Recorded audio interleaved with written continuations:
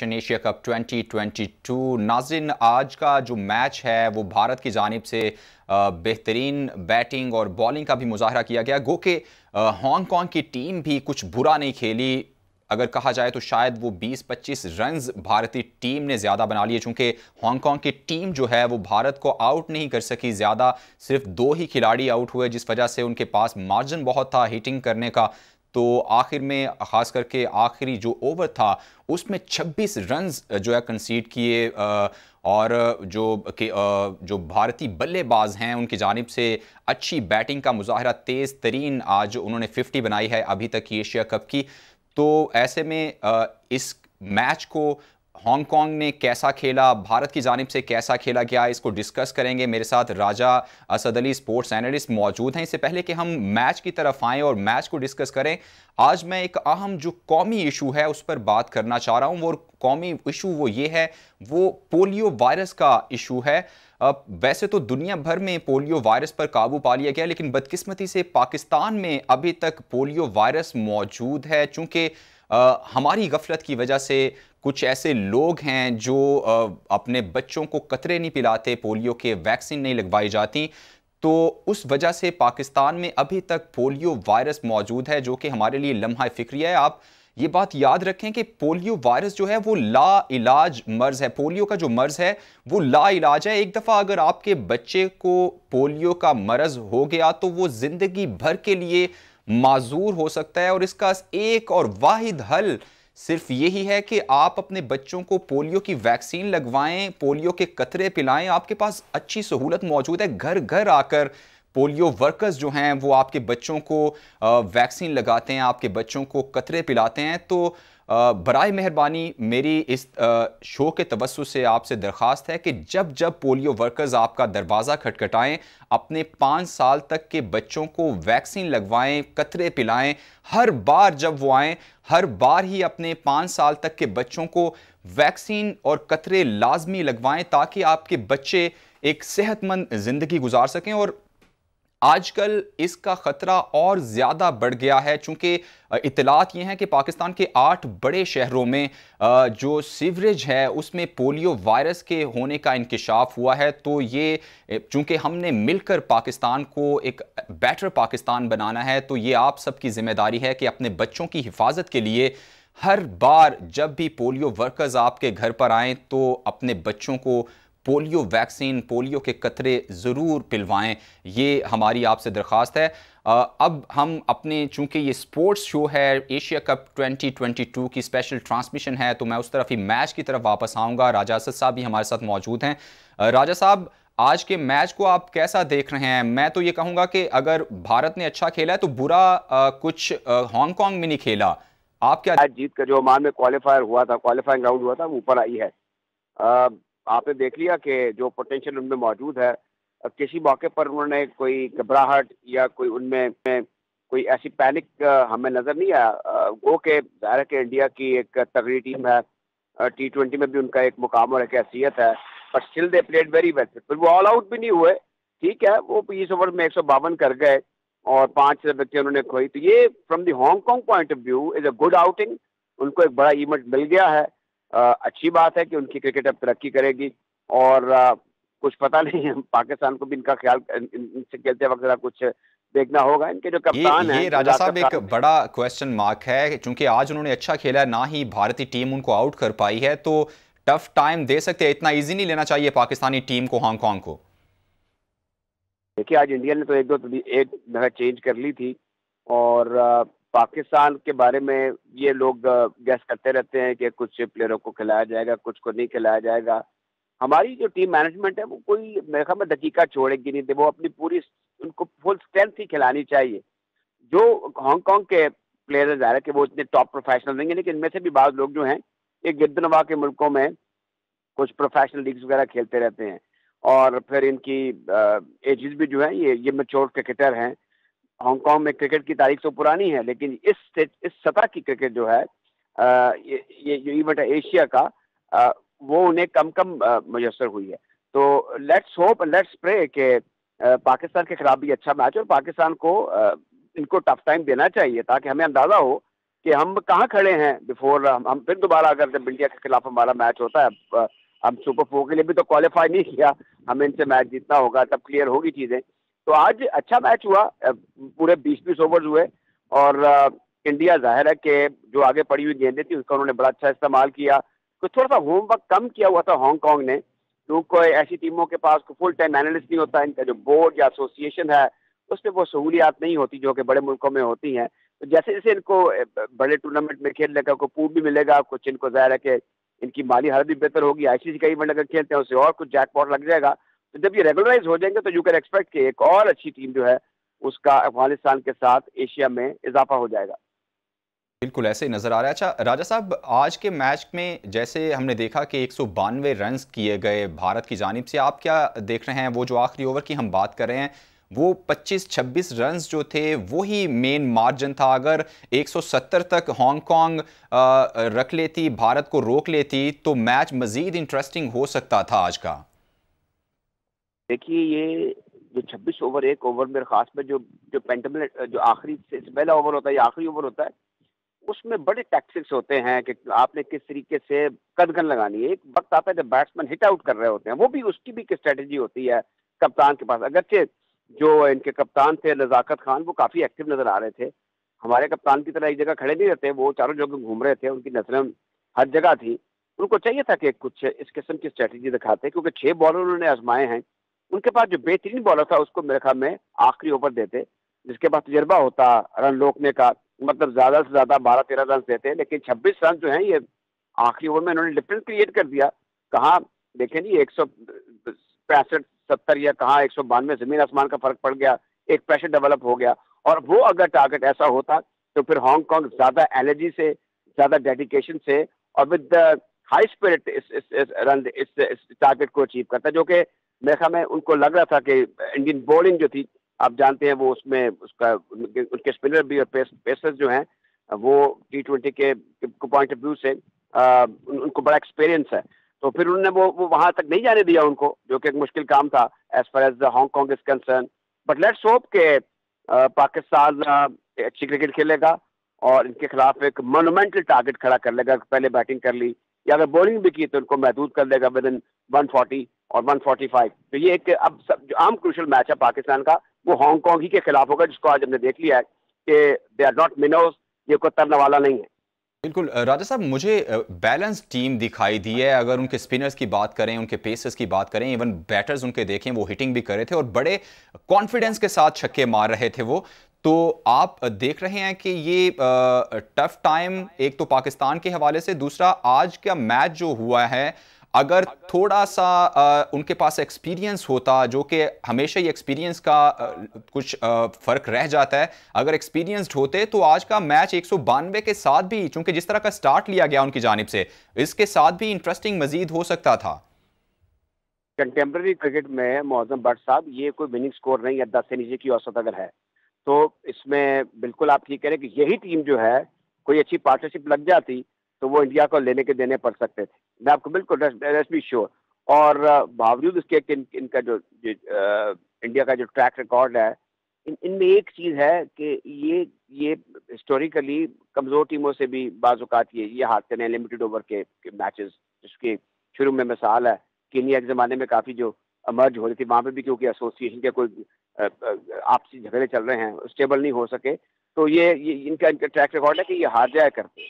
गो कि अब तो खैर इनका ये अब रिसेंटली हमने कोई ऐसा रिजल्ट नहीं देखा, बट स्टिल आई बिलीव कि पाकिस्तान को एक टफ अपोनेंट का सामना मुझे लग रहा है, कंपैरेटिवली टफ। अगर कोई मैच तो कोई नहीं है, जो हमारा एक्सपीरियंस है, जो भी जितनी भी हमारी 6-7 बैट्समैन टॉप ऑर्डर है, उनमें से अगर 2-3 ने तेजी से रन बना लिए तो फिर जाहिर है कि वो हांगकांग के लिए कोई आसान नहीं होगा। लेकिन फिर भी अब उस मैच में इंटरेस्ट डेवलप हो गया है बिटवीन पाकिस्तान एंड हांगकांग, और वो इसलिए भी जरूरी है कि पाकिस्तान के लिए आगे जाने के लिए उस मैच को जीतना और फिर बड़े मार्जिन से जीतना बड़ा आम होगा। इंडिया ने दोनों मैचेस अभी तक खेले हैं, उससे कोई ऐसी इंडिस्पेंसेबल साइड ये दिखाई नहीं दे रही जिसका हम सब्र कर रहे थे, और जो ये है भी।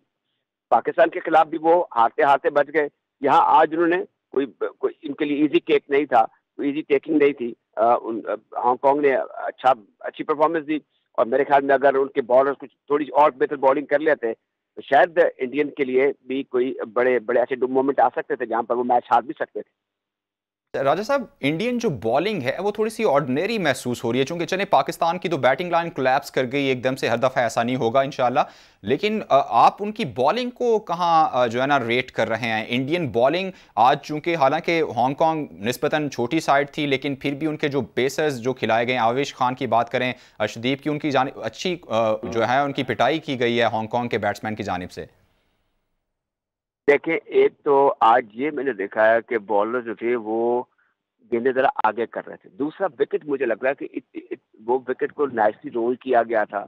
ये कोई बेहतर विकेट मुझे टेबल पे लग रही थी, जिसमें कुछ इवन बाउंस भी था और गेंद बल्ले पर सही तरीके से आ भी रही थी, और खासतौर पर जो स्पिनर्स जो हैं उनका गेंद रुक के नहीं आ रहा था। आपने देखा कि इंडियन ने जब अटेम्प्ट किया छक्के की, वो छक्का लगा है।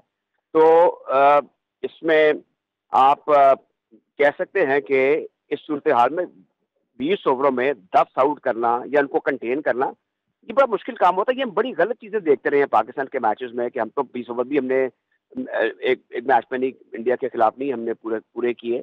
तो ये 20 ओवर्स में 10 आउट करना जरा मुश्किल होता है, लेकिन ये विकेट जिस तरह गिरनी शुरू हो गई हैं, खासतौर पे कुछ मैचेस में, ये कोई T20 की जो एक उसकी जो बिजनेस के पॉइंट ऑफ व्यू से एक जो रिक्वायरमेंट है वो पूरी नहीं हो रही।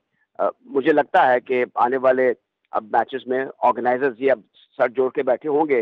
जो ACC है, ज़ाहिर है कि उसका ये केक है, वो चाहेंगे कि ये चौके और छक्के लगें और शायद बाउंड्री भी छोटी कर दें, कि ऐसा होना नहीं चाहिए। ये टोटल एंटरटेनमेंट है।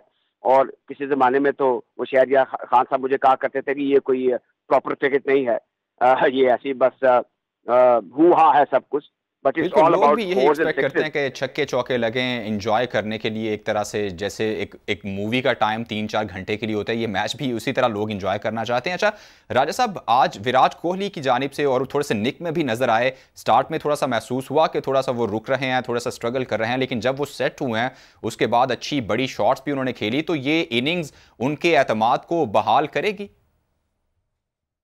ये जब आप आउट ऑफ टच होते हैं, आउट ऑफ फॉर्म होते हैं, तो फिर इसी किस्म की टीम के खिलाफ आप परफॉर्म करके दोबारा फॉर्म में आ जाते हैं। आज 59 रन उन्होंने बनाए, ठीक लग रहे थे, उनकी क्लास है, लेकिन एक बड़ा बैट्समैन है। आप इसको ABC क्लास तो नहीं कह सकते, ये इसके ऊपर के कैलिबर के क्रिकेटर हैं। तो मुझे लगता है कि अगर आज उन्होंने कुछ रन कर लिए हैं, तो वो अपनी वो जो खोई हुई फॉर्म है, जो कंसिस्टेंसी है, उसको दोबारा अचीव कर लेंगे। बट दैट डिपेंड, क्योंकि ये यहाँ पर उनको एशियन टीमों के खिलाफ खेलना, उसमें पाकिस्तान जो है वो सरफहरिस्त है, उसका बड़ा प्रेशर होता है, उसका बड़ा दबाव होता है। इंडिया में लोगों ने इतने वो इंटॉलरेंट हो गए हैं कि अगर पाकिस्तान के खिलाफ मैच हार जाए तो वो उनके घरों को जाके बिल्कुल। उनको नुकसान पहुंचाते हैं, गालम गलोच नजर आते हैं, अजीबो गरीब किस्म की बातें करते हैं। आपको याद है कि जब वर्ल्ड कप में इंडिया हारा था तो कैसी कैसी वहां पर सोशल मीडिया पे ऐसी बातें की गई थी प्लेयर्स के बारे में, कप्तान के बारे में, जो कि आप तस्वुर भी नहीं कर सकते, जिसको आप बयान भी नहीं कर सकते। तो ये प्रेशर होता है इनके ऊपर बड़े मैचों का। आज तो कोई प्रेशर नहीं था, क्योंकि उनको अंदाजा था कि हम थोड़ी सी मजामत करेंगे या थोड़ा अच्छा परफॉर्म करेंगे तो इस टीम के खिलाफ हम जीत ही जाएंगे, जिसकी कोई हिस्ट्री नहीं है टेस्ट क्रिकेट के हवाले से या फर्स्ट क्लास के स्ट्रक्चर के हवाले से या इवन T20 इंटरनेशनल के हवाले से उनका कोई पस मंजर नहीं है। तो विल गेट थ्रू। आज ऐसे ही हुआ। मेरे ख्याल में एक जो एतमाद होता है ना मौसम, वो बड़ी इंपॉर्टेंट चीज होती है। मैं आपको एक बात बताऊं कि मतीउल्लाह एक हॉकी के पाकिस्तान के बड़े, अभी उनकी रिसेंटली डेथ हुई है, समीउल्लाह जो हमारे फ्लाइंग हॉर्स हैं उनके वजीर से, वो मैच खेलने गए एक मियावाली में। तो वहां का एक लोकल प्लेयर था, उसने उनको अच्छे तरीके से टैकल किया। तो जब ब्रेक हुआ तो उन्होंने कहा जी कि यार तुमने कमाल किया, तुमने मतीउल्लाह को खेलने नहीं दिया आज। तो उसने कहा अच्छा ये मतीउल्लाह था। तो हुआ ये कि फिर वो दूसरे हाफ में उसे खेलना ही नहीं गया क्योंकि नाम बड़ा था। अब ये नाम बड़ा है कोहली का, जी। वो जाहिर है कि ये बड़ी चीज होती है। लेकिन बिल्कुल इसी ऐसे। तरीके से अगर आप दूसरे तराजे में देखें तो पाकिस्तान की टीम का नाम बड़ा इंडिया के लिए। अब ये तो हमने कुछ बीच में हमारे बोर्ड के वो सिफारशी किस्म के चेयरमैन आते रहे, तो उनको क्रिकेट के कल्चर का पता कोई नहीं था। हमने कुछ नीचे डोमेस्टिक सतह पर, क्लब की सतह पर कोई हमने इस्लाहात नहीं की। कुछ लोग बातें बड़ी आकर करते हैं कि सारा उनके किया धरा है। अच्छा, उसके बाद ये हुआ कि हमारी जो हिस्ट्री अगेंस्ट इंडिया, हम we have been far superior side India से। बिल्कुल। तो ये तो अब क्योंकि कुछ हमारे कमर्शियल एस्पेक्ट हो गए, कुछ हमारी ऑर्गेनाइजेशन कुछ ऐसी सिचुएशन हो गई कि हम जरा उनसे अब आगे नहीं बढ़ रहे। हम ICC के इवेंट्स में भी अभी हमने उनसे जीतना शुरू किया है। आई होप के आगे जाके कुछ शायद सूरत हाल बेहतर हो जाए, जिसकी हम कनात आपको भी नजर आ रहा है, मुझे भी नजर आ रहा है कि बड़ी मुश्किल से पैदा होंगे। अच्छा हमारी राजा टीम का साहब, एक दबदबा जो जरूर है उनके ऊपर, भारतीय दबदबा टीम है। के और ये जो जब कोहली ओपनर्स हैं, पाकिस्तान भारतीय टीम के जो ओपनर्स हैं उनके कप्तान समेत केएल राहुल, और वो मुसलसल जो है ना फ्लॉप हुए जा रहे हैं, उनसे खेला नहीं जा रहा आज भी। हालांकि निस्बतन जो है ना कमज़ोर टीम के साथ भी वो कुछ अपनी फॉर्म बहाल नहीं कर पाए। तो ये कितना परेशान कुन है भारतीय टीम के लिए, चूंकि अगर ओपनर्स ही परफॉर्म नहीं करेंगे, आइंदा भी मैचेस और भी खेलने हैं, पाकिस्तान के साथ भी खेलना मैच। देखे, कुछ लोग ये बातें कर रहे थे कि वहां पर इंडियन प्रीमियर लीग आ गई है, तो अब वो उनकी जो टीम है वो दिन दुगनी और रात चौगनी तरक्की करेगी। आपने देख ही लिया कि हमारे खिलाफ उनकी T20 में क्या परफॉर्मेंस थी। चैंपियंस ट्रॉफी में वो भी लिमिटेड ओवर का वर्जन था ना, हमने कितना डिसाइसिवली उनको चित किया। आज राहुल ने 36 रन किए, लेकिन वो एक टॉप ऑर्डर बैट्समैन है, उनको 60-70 रन बनाने चाहिए थे। मैं 100 की बात नहीं कर रहा, रियलिस्टिक स्पीकिंग दूसरों के लिए भी क्वेश्चन छोड़ देनी चाहिए। आ, ये एक इशू है।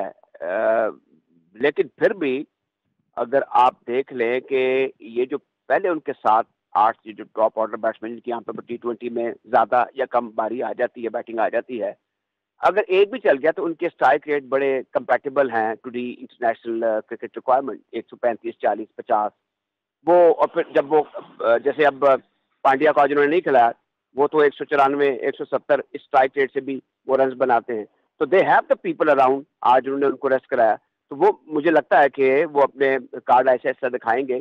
और जो परफॉर्मेंस उनकी 2 मैचों में हमने देखी है, इससे कहीं ज्यादा बेहतर हो जाएगी as the time rolls on. अभी ये टूर्नामेंट है, इससे विकेट को भी एक्लेमेटाइज कर रहे हैं, टीमों को भी वो देख रहे हैं, क्योंकि हर टीम बदली हुई है।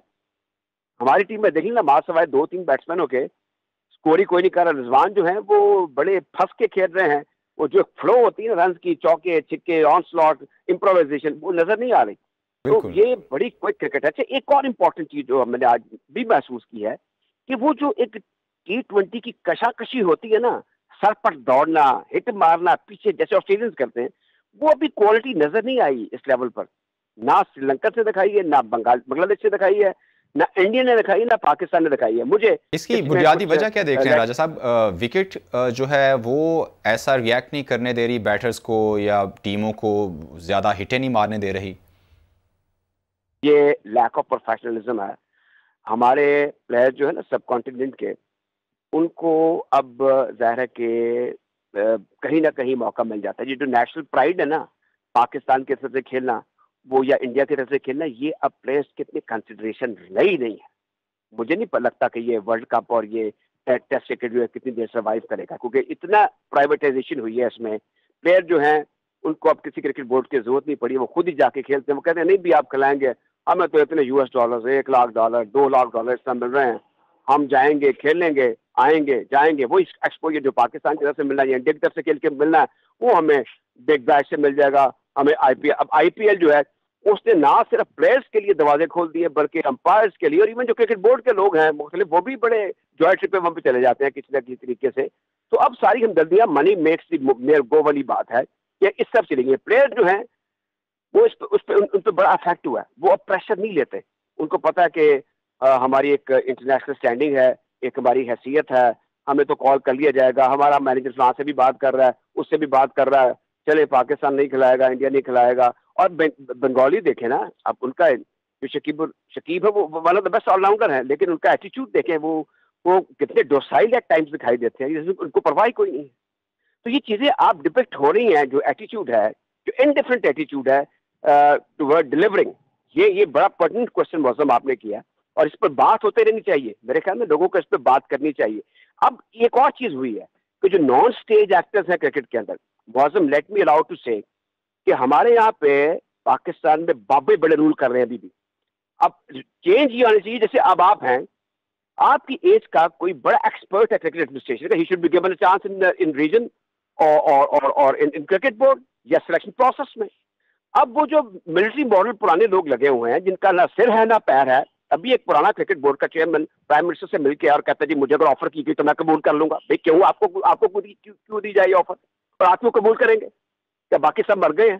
तो ये इस किस्म का कल्चर चल रहा है हमारा।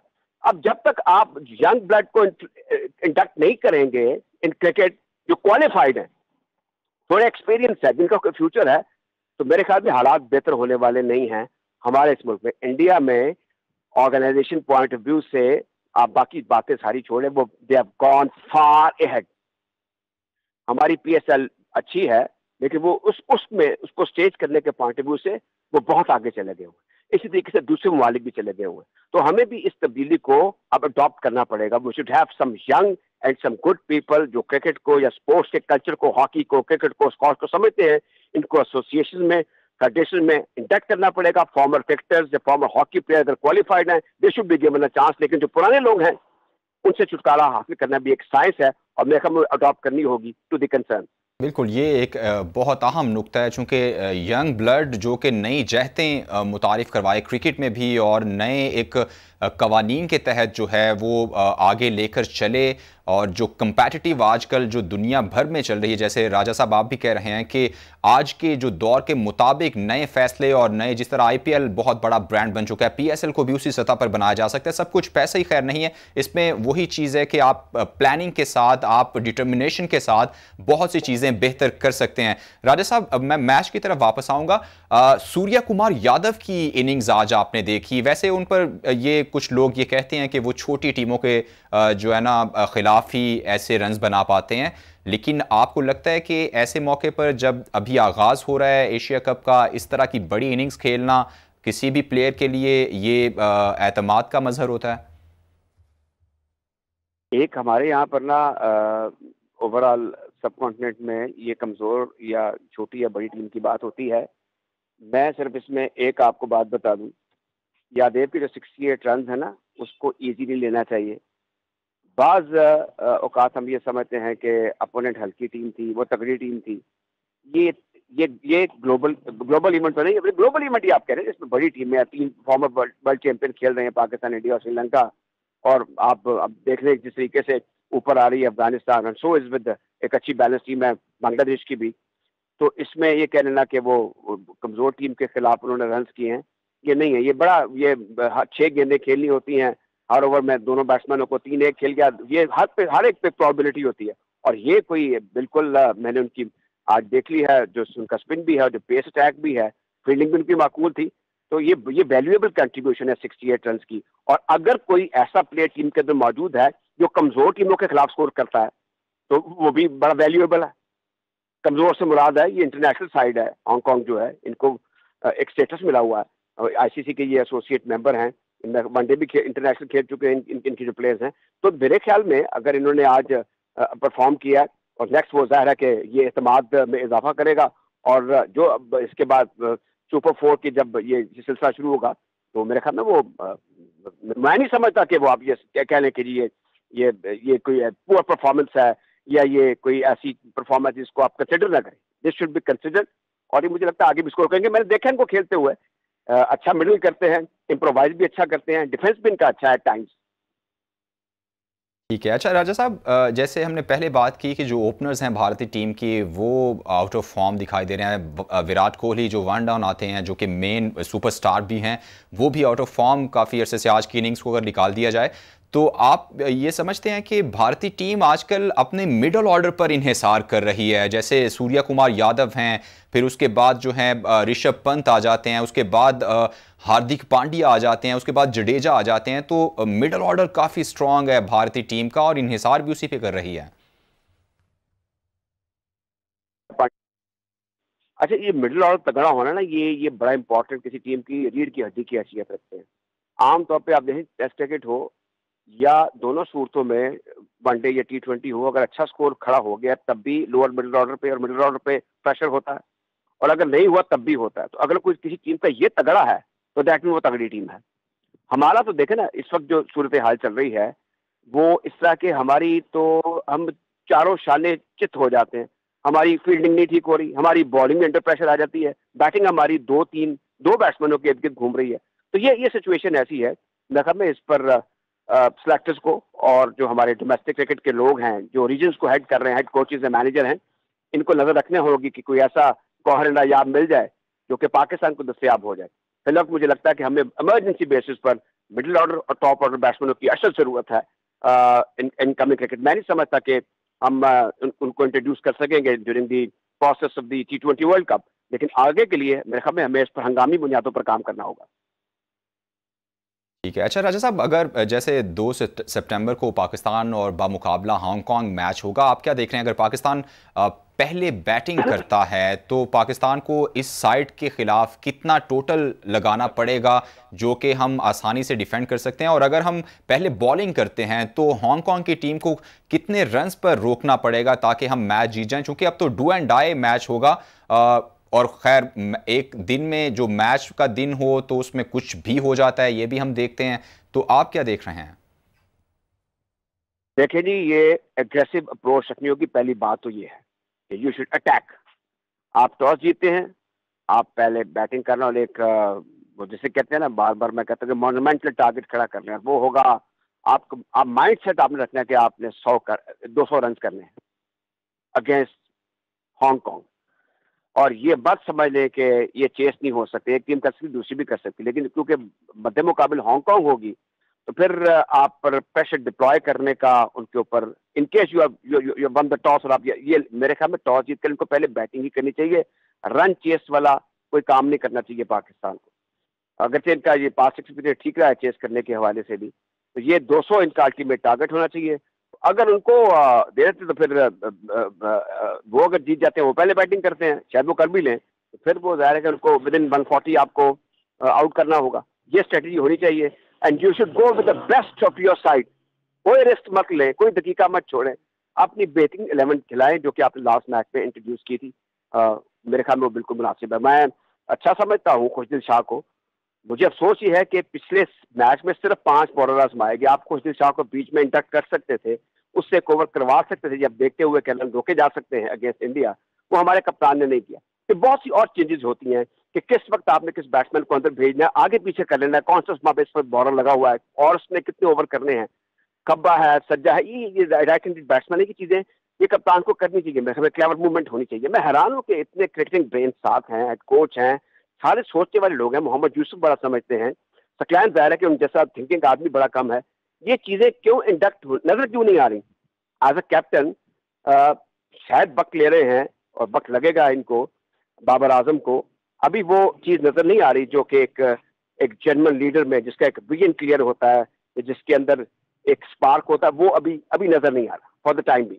अच्छा राजा साहब, जिस तरह हम हमारी जो मिडल ऑर्डर है फ्लॉप हुआ वो इंडिया के मैच की अगर हम बात करें तो, और दूसरा अब ये जो मैच होगा ये एक तरह से ऐसे ही है कि क्वालिफाइंग मैच होगा सुपर 4 के लिए, डू एंड डाई मैच होगा। तो आप समझते हैं कि कुछ प्रेशर होगा हमारे लड़कों पर कि चाहे निस्बतन कमज़ोर टीम है लेकिन फिर भी कुछ गलत ना हो जाए, कुछ खराबी ना हो जाए एट द मोमेंट? देखें, ये जो हमारी टीम में मौजूदा लड़के हैं ना, एक चीज माननी पड़ेगी। एक पहली बात तो ये है कि मैं इस चीज का इकरार करता हूँ कि ये जो बोर्ड इस वक्त है ना, क्रिकेट बोर्ड, ये सही डायरेक्शन में जा रहा है। रमीज जो हैं, ये ठीक इंसान हैं, पढ़े लिखे हैं, वो टीम के अंदर शायद कुछ अपनी इनपुट देते हों, लेकिन ये हमारे लड़के जेल होके खेलते हैं। आपसी कुछ झगड़े नहीं हैं, इनकी कोई आपस में नाचाकियां नहीं हैं। ये जो पोटेंशियल है वो इन्होंने दिखाना है। जो अल्लाह ने चीज उनके अंदर नहीं डाली, वो मैं, आप या हेड कोच या बॉलिंग या फील्डिंग कोच नहीं डाल सकता। अब मजीद इनके साथ फील्डिंग कोच है, वो जरूर कराते होंगे, लेकिन यहाँ पर सीखना और डिलीवर करना ये प्लेयर्स के अपने ऊपर है, किस सिंसियरिटी और पर्पस के साथ वो मैदान में उतरते हैं। अब जो मैंने आपको बार बार ये प्लेयरों के बार बार नाम इसलिए नहीं मैं लेता क्योंकि मैं समझता हूँ कि फलां ने ऐसे किया या फलां को इस तरह करना चाहिए था, ये करना चाहिए था, वो करना चाहिए था। ये हम इंस्टेंटली अपने सामने मॉनिटर रख के तो बात कर सकते हैं, लेकिन ये कहना कि जी ये मामूल हक पार्ट टाइम परफॉर्मर हैं या रिजवान जो है वो बड़े स्लो हैं, या ये नीचे पे खुशी शाह को टीम में क्यों शामिल किया गया है, या बाद लोग इफ्तिखार को अंकल इफ्तिखार कह रहे हैं, तो ये चीजें जो है ये मैटर नहीं करती। मैं इफ्तिखार को समझता हूँ कि अच्छे यूटिलिटी क्रिकेटर हैं, वो इन दी एंड आपको एक अच्छी परफॉर्मेंस दे जाते हैं। तो अगर ये मिलजुल कर जो इनका पोटेंशियल है उसके मुताबिक खेलें तो कोई वजह नहीं होनी चाहिए मेरे ख्याल में कि आप 80 to 90% प्रोबेबिलिटी आपके जीतने की है। आप हांगकांग के खिलाफ एक बड़े गैप के साथ आइदर वो इन टर्म्स ऑफ विकेट्स हो या रन हो, कामयाबी हासिल ना करें। अच्छा राजा साहब, जैसे इफ्तिखार की आपने बात की, अगर उनसे बॉलिंग ना करवाई जाए, अगर उन्हें एज ऑलराउंडर ना कंसीडर किया जाए, तो आप समझते हैं कि सिर्फ बैटिंग के दम पर मिडल ऑर्डर में अहम तरीन जगह पर, जहां पर अगर आपका जो है ओपनर्स जो हैं अगर वो फ्लॉप हो जाते हैं तो वहां पर आपको विकेट रोकनी पड़ती है, तो सिर्फ बैटिंग के पर्पज से वो ठीक हैं टीम में, अगर उन्हें ऑलराउंडर कंसीडर नहीं किया जाना तो? हम बदकिस्मती से वो टीम है जो 50 ओवर भी पूरे नहीं खेलती और 20 ओवर भी पूरे नहीं खेलती। हमारी एक हिस्ट्री है बैटिंग फेलियर्स की।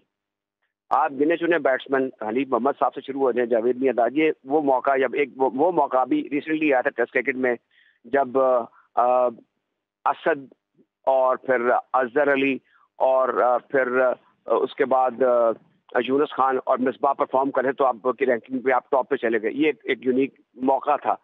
हमारी बैटिंग, हमने शॉट्स मेकर बड़े पैदा किए हैं, लेकिन वो जो कंसिस्टेंट परफॉर्मर जिनका मैंने बात का जिक्र किया है, मियांदाद भी शामिल हैं, वो अपने बड़े कम पैदा किए। वो उसमें अगर ये बीच में खलापुर करने के लिए, अगर मैं इस चीज का हामी हूं कि हमें एक शीट एंकर टाइप का उसका T20 में भी चाहिए। वो वैसे छक्का लगा लेते हैं, स्ट्राइक रेट को अपने इन दी एंड 125-30 तक ले जाते हैं, इफ्तिखार जिनका आप जिक्र कर रहे हैं, लेकिन जो कोई क्राइम नहीं है उनको खिलाना, आई टेल यू। हाँ, हमें ऊपर चाहिए, ये हमें डेवलप करने होंगे पावर हिटिंग वाले जो जो बड़े बैट्समैन हैं, जो कि 130 प्लस एवरेज, पहले 5-6 बैट्समैन जो है इनकी अगर एवरेज 130 से ज्यादा की है तो फिर आपकी बल्ले बल्ले है, वरना ये आपको तैयार करने पड़ेंगे विद टाइम्स टू कम।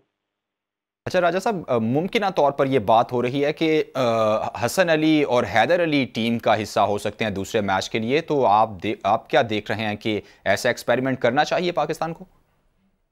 देखें, हसन अली कितना लीथल क्रिकेटर रहा है, चैंपियंस ट्रॉफी में याद होगा उनकी परफॉर्मेंस। बिल्कुल। वो स्ट्रगल थोड़ा कर रहे हैं, मैं अगर हूं तो मैं हमेशा उनको अंडर कंसिडरेशन रखूं।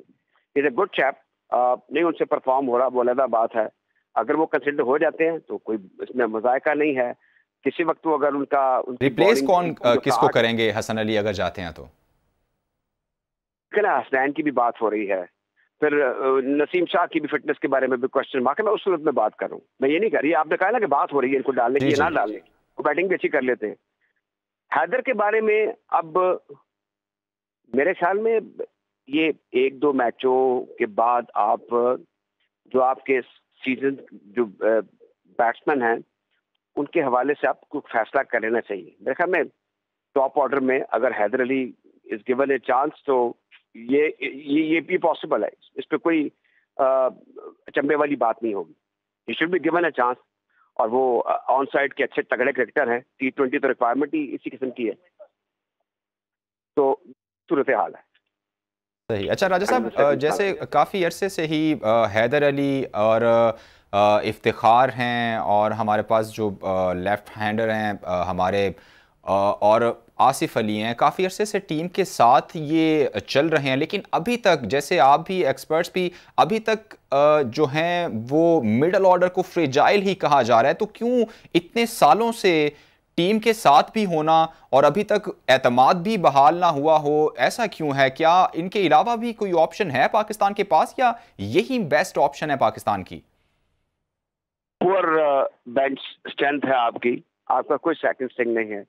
बदकिस्मती से आसिफ अली जो कि मैच विनर हैं लिमिटेड ओवर में, वो परफॉर्म नहीं कर रहे और वो आउट ऑफ टच हैं। जिस तरीके से वो, मेरे ख्याल में उनको खिला लेना चाहिए हांगकांग के खिलाफ, ताकि वो फॉर्म में दोबारा वापस आ जाए। ये बात आपकी ठीक है कि हमारा जो हशर हो रहा है उसकी वजह यही है कि हमारे पास डिपेंडेबल बैटिंग स्ट्रेंथ नहीं है। हमारे पास सेकंड स्ट्रिंग, ये सेकंड जो एक पीछे बैकअप होता है वो नहीं है। ये इसके लिए तो बड़ी बड़ी स्ट्रेटेजी होती है, बड़ा काम करना पड़ता है। ये लोग वो लोग करते हैं जो कि जूनियर क्रिकेट को रन कर रहे थे, जैसे हमारी हाई परफॉर्मेंस सेंटर है या हमारी जूनियर सिलेक्शन कमेटी है, ये वो लोग हैं। और वहाँ दरूने मुल्क द्राविड जैसे, क्रैक चैपल जैसे लोग जो है वो ये काम कर रहे हैं दूसरे मुल्कों में, बड़े बड़े लेवल के लोग, जैसे हमारे मुल्क में जावेद मियांदाद कर सकते थे। बड़े बड़े क्रिकेटर जो है इनको ग्रूमिंग के लिए लगाया जाता था कि ये यंगर फोक जो है उसको तैयार करेंगे फॉर दी नेशनल अच्छा साइड। राजा साहब, एक चीज जो मैं महसूस करता हूँ वो ये है कि अगर कोई हमारी टीम में टेक्निकली साउंड प्लेयर है तो उसका रन रेट थोड़ा सा कम होगा, स्ट्राइक रेट थोड़ा सा कम रह जाता है। अगर वो टेक्निकली साउंड नहीं है, वो हिटिंग के लिए सिर्फ है, तो वो बॉल को रोक नहीं सकता, वो सिर्फ छक्के ही मार सकता है और वो आते ही या आउट होगा या चला जाएगा। तो ऐसी तरबियत क्यों नहीं दी जा रही जो टेक्निकली साउंड प्लेयर हैं वो बड़ी शॉट्स भी खेल सकें, और जो सिर्फ छक्के ही मारते हैं वो उनको टेक्निकली भी साउंड थोड़ा सा किया जाए? एक चीज जो है ना वो असर दिखाना शुरू हो गई है। क्रिकेट जो है ना वो माइंड के अंदर खेली जाती है। आई टेल यू, ये अब वो simply on the basis of your physical talent के आप ड्राइव बड़ी अच्छी लगाते हैं, ये पुल बड़ी अच्छी करते हैं, तो जनाब आप वर्ल्ड बीटर बन जाएंगे। अब ऐसा हो नहीं रहा और पाकिस्तान के साथ ऐसे ही हो रहा है। अब जो मेंटल फैकल्टी है ना, या जो उनका मेंटल कैलिबर है हमारे प्लेयर्स का, उसको उसकी नोक पलक ठीक करने के लिए अब आपके पास टाइम नहीं है। जो जो हमारी टीम में आ चुके हैं, ये नीचे से काम शुरू होता है। नीचे के कुछ काम हो नहीं रहा ना। आप केसीसी, एलसीसी या पिंडी में देख लें क्या कुछ हो रहा है। कुछ वहाँ के जो ऑर्गेनाइजर्स हैं उनका बोर्ड के साथ इटखड़का चल रहा है, यानी वो एतमाद साजी है ही नहीं। क्रिकेट बोर्ड ने सारी पावर जो अपने पास कर, और हम भी आपके साथ ही मौजूद रहेंगे। अभी मुझे चूंकि वाइंड अप करने का कहा जा रहा है, कल इंशाल्लाह आपसे मुलाकात होगी। अभी तक के लिए इजाज़त दीजिए, अल्लाह हाफिज़।